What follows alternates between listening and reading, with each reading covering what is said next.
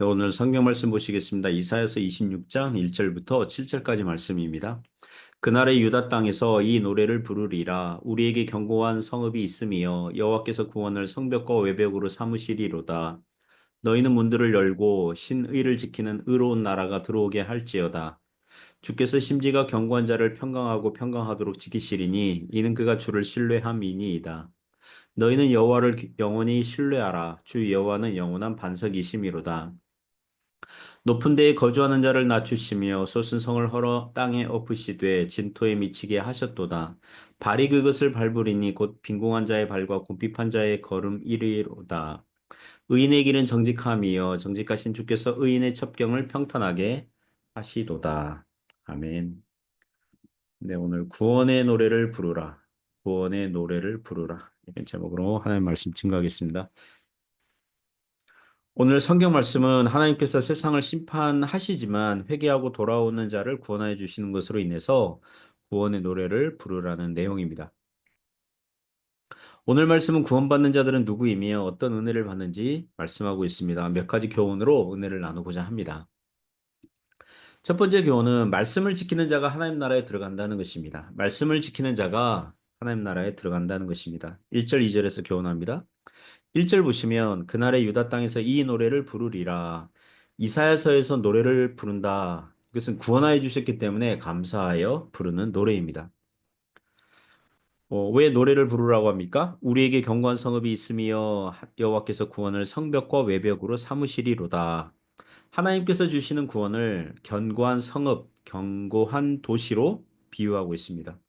구원을 요새, 성벽처럼 은유적으로 설명하고 있습니다. 그러니까 어느 도시가 있는데 그 도시를 울타리처럼 에워싸고 있는 성벽이 있는데 모두 견고하고 튼튼하다는 것입니다.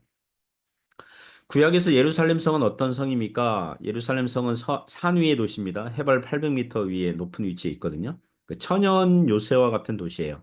하지만 바벨론에게 망하죠. 폐허가 되어 포로로 끌려가요. 형편없이 망가집니다.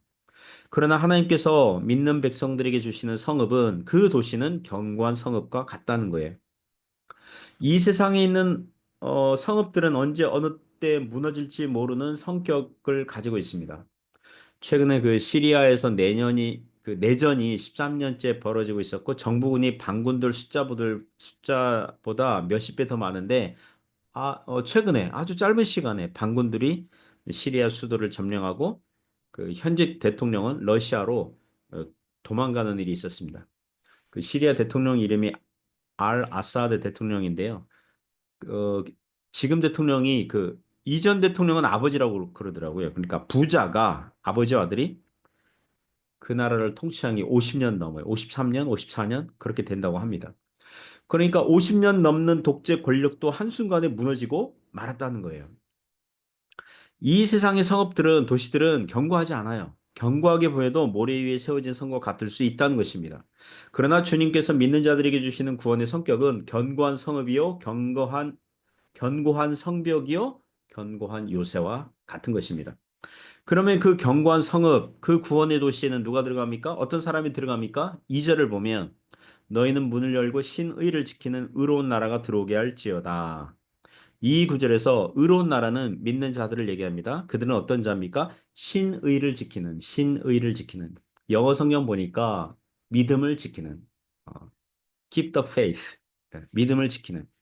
여기서 신의는 하나님의 약속의 말씀 또는 하나님의 계약을 말합니다. 그런 자들에게 견고한 성읍에 들어갈 수 있도록 문을 열라는 거예요.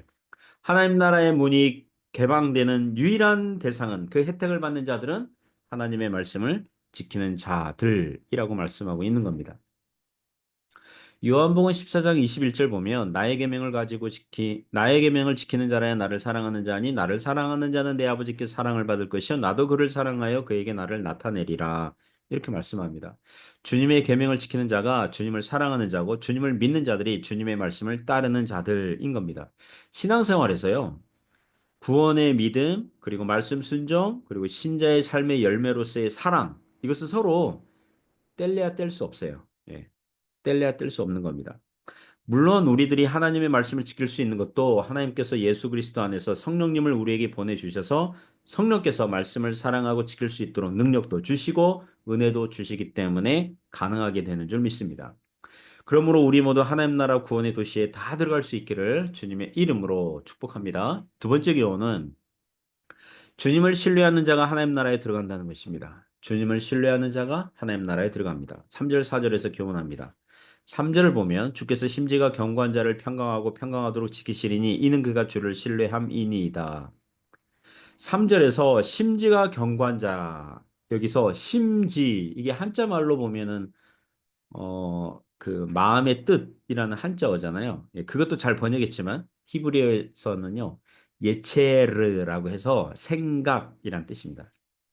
영어 성경 보니까 mind is steadfast. 예, 생각이 견고한 자. 예, 생각이 견고한 자. 어떤 사람의 생각이 견고합니까? 후반절 보시면 이는 그가 주를 신뢰함이니이다. 주님을 신뢰하는 사람, 주님을 의지하는 사람의 생각이 견고하다는 것입니다. 그런 자에게 어떤 은혜를 주십니까? 평강하고 평강하도록 하는 평강을 주시는 겁니다. 그 3절은 이 서술형으로 지금 돼 있잖아요. 4절은 명령형으로 돼 있거든요. 너희는 여호와를 영원히 신뢰하라. 주 여호와는 영원한 반석이심이로다. 여기서 반석은 바위를 얘기합니다. 바위. 성경에서 반석, 바위 이것은 중요한 변함없는 그런 존재, 기둥과 같은 뭐 그런 교훈을 가지고 있습니다. 예수님의 제자들 중에서 베드로가 있습니다. 그는 성격이 변덕이 죽을 듯 했어요. 신앙 고백을 한 베드로에게 예수님께서 반석이라는 칭찬을 해주십니다. 베드로가 비록 얼마 못 가서 예수님에게 사단아 내 뒤로 물러가라 이런 야단도 맞지만 결국에는 베드로가 중요한 변함없는 기둥과 같은 그런 존재로 이 초대교회 역사에서 사용받게 됩니다. 그러니까 신자들이 주님을 신뢰하면 하나님께서 마치 반석처럼 변함 없으시고 신실하셔서 신자들을 지켜 주신다는 거예요. 신자들이 신앙생활 하다가 고난과 역경을 만났을 때에 그다음 자연스러운 수순은 낙심하고 불평하고 원망하고 좌절해야 되거든요.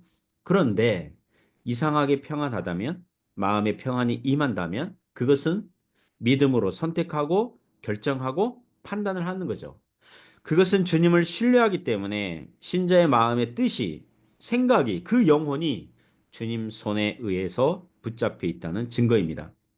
아무리 신자들이라 할지라도 그 본성은 죄로 오염되어 있어서 죄를 좋아하고 죄에 치우치는 경향성이 있습니다. 그래서 때로는 오호라 나는 공고한 사람이로다. 이렇게 죄에 속절없이 무너지니까 탄식할 때가 있어요. 하지만 다시 예수 그리스도 안에서 일어나고 회복하고 힘을 얻게 되는 줄 믿습니다. 그 이유가 무엇입니까? 그 영적인 이유가 뭐예요? 그가 주를 신뢰하기 때문입니다. 주님을 부인하고 거절하고 버리기에는 주님께서 신자들 안에서 행하신 선한 일들이 하나님의 하나님 되심의 그 증거들이 차고 넘치기 때문에 차마 그렇게 하지 못하는 거예요. 그래서 신자들이 잠시 슬픔에 빠질 수 있어요. 지난밤에 울음이 기숙할 수 있어요. 그러나 아침에는 주님께서 주시는 평강 때문에 기뻐하게 될 수 있는 줄 믿습니다. 그래서 신자들은 영적인 체질이 바뀌어요. 고난 중에도 역경 중에도 슬퍼하고 좌절하고 그게 자연스러운 것 같은데 그러나 성령의 열매들이 맺히는 거죠. 구원의 노래 부르는 걸 막지 못해요. 그러므로 사랑하는 성도 여러분, 우리가 평생에 걸쳐서 주님을 신뢰하는 그런 인생들 되시기 바랍니다. 세 번째 교훈은요. 심령이 가난한 자가 하나님 나라에 들어간다는 것입니다. 심령이 가난한 자가 하나님 나라에 들어갑니다. 5절에서 7절에서 교훈합니다. 5절 보면 높은 데에 거주하는 자를 낮추시며 솟은 성을 헐어 땅에 엎으시되 진토에 미치게 하셨도다. 그 이전 본문에서 이사야서 25장 10절 12절 보시면 교만한 세상 나라의 대표적인 그 나라를 모압으로 예를 들었거든요. 모압을 헐어버리신다고 그랬는데 그 연속선상이 있어요. 세상에서는 망하고 허물어진 성읍이 영적으로 하나님을 신뢰하고 나아감이 견고한 성읍이 되지만 세상에서 잘 나가고 승승장구하는 성읍이라도 하나님께 회개하여 오지 않는다면 낮춰버리시고 엎으시고 무너뜨리신다는 거예요. 아무리 높은 솟은 성은 나중에 무너지게 되니까 더욱 구경거리에 좋게 불과하게 되는 거죠. 그 튀르키예 이스탄불에 가면 옛날 성들을 몇 채 볼 수 있습니다. 제가 올해 2월에 갔을 때 인상 깊게 본 성들이 있었습니다. 그 오스만 투르크 제국 시절에 그 오스만 투르크 제국은 1200년대에 발생해서 1900년대 초 그러니까 약 700년 역사를 가진 나라거든요. 그 1400년대에 동로마 제국을 그 무너뜨렸어요. 그러니까 굉장히 그 1400년대 뭐 1500년대 굉장히 그 나라가 전성기였어요. 가장 강한 그 전성기 그 시절에 만든 성은 의외로 작아요. 다른 유럽의 어느 성들과 비교할 때 작아요. 의외로 작아요.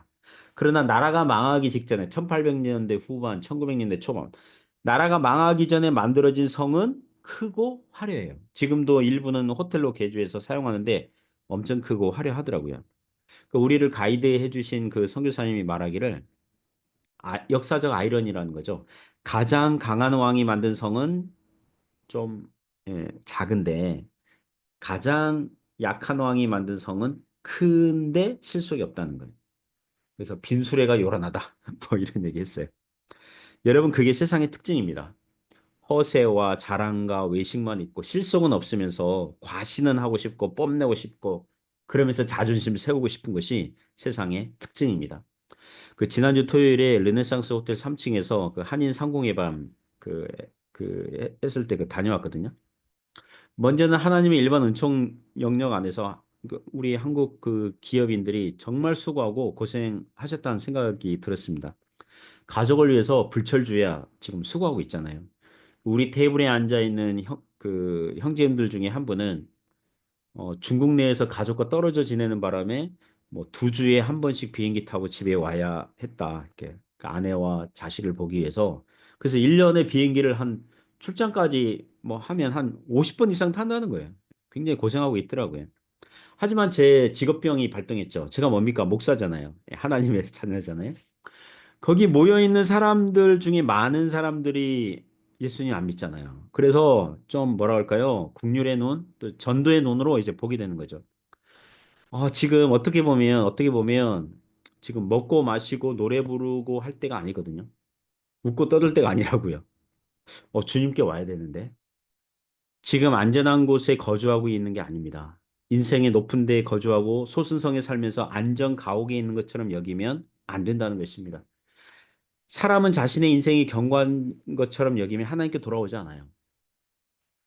그래서 주님께 돌아오게 하소서 그런 기도하는 마음으로 보게 되었습니다. 자, 그러면 어떻게 해야 됩니까? 6절 보시면 발이 그것을 밟으리니 곧 빈궁한 자의 발과 곰핍한 자의 걸음 이리로다. 이 구절에서 빈궁한 자와 곰핍한 자는 예수님을 믿는 사람들의 영적인 형편을 얘기합니다. 즉 심령이 빈궁하고 곰핍하고 가난하지 않고서는 하나님께 나오지 않는다는 거예요. 세상의 교만한 자의 성을 밟는 것은 빈궁하고 곰핍하고 심령이 가난하고 없는 자들의 걸음이라는 거예요. 이 구절은 신자들이 세상 사람들에게 예수님을 믿으면 구원받고 믿지 않으면 재앙입니다. 이렇게 전파하게 되는 것을 말합니다. 신자들이 전도할 때 땅에서 풀면 하늘에서도 풀리고 땅에서 매면 하늘에서도 매이게 된다는 그런 뜻과 일맥상통합니다. 7절에 보면 이제 그 신자들을 격려하고 있죠. 그들을 그 의인들이라고 합니다. 의인의 길은 정직하며 분명 앞에서는 빈궁하고 궁핍하고 뭐 가난하고 이랬는데 의인의 길 그러니까 영적으로 가난한 자들이 주님께 오는 거죠. 의인의 길은 정직하며 정직하신 주께서 의인의 첩경을 평탄하게 하시도다. 7절 후반절 보시면 의인의 첩경 그랬어요. 첩경. 이 첩경이 그 한자 말인데요. 어, 빠른 지름길. 그런 뜻이에요. 첩경. 민첩하다. 이게 빠른 경. 지름길. 지름길. 그러니까 의인의 길이죠. 의인의 길. 그러니까 의인의 길을 평탄하게 하신다. 높은 산은 깎고 골짜기는 메우는 식으로 해서 걷기에 평탄하게 부드럽게 하신다. 영어 성경 보니까 스무스 부드럽게 하신다. 평탄하게 하신다. 신자의 경험상 의인의 길이 부드러운 길이 되는 것은 문자적으로 흔하지 않죠. 그죠? 우리의 인생길이 늘 뭐 평탄대로입니까? 아니잖아요. 도리어 신앙생활의 길은 좁고 협착하고 힘든 길이 많거든요. 그러나 영적으로 보면 세상의 시각으로는 힘든 길이 많은데 그래서 찾는 사람이 적은데 그러나 영적인 눈으로 보면 주님과 함께라면 평강에 주님과 함께 가면 노래를 부르면서 가는 길이 되는 것입니다. 쉬워서 쉬운 길이 아니라 주님과 함께 가니까 주님께서 은혜를 주시니까 힘든 길이지만 쉽고 가볍게 갈 수 있는 길이 되는 것입니다. 여러분, 그게 생명의 길, 신앙의 길 특징입니다. 그러므로 주님을 의지하는 우리의 인생길이 되시기를 주님의 이름으로 부탁드립니다. 기도하겠습니다. 하나님 아버지, 우리의 인생길, 구원의 길, 그래서 주님, 감사의 노래, 기쁨의 환호성, 믿음으로 걸어가는 이 길, 끝까지 걸어갈 수 있도록 붙잡아 주시옵소서. 아직 믿지 않는 가족과 친척, 지인들이 있습니다. 주님께 속히 돌아올 수 있도록 아버지 은혜를 베풀어 주시옵소서. 예수님 이름으로 기도드립니다. 아멘.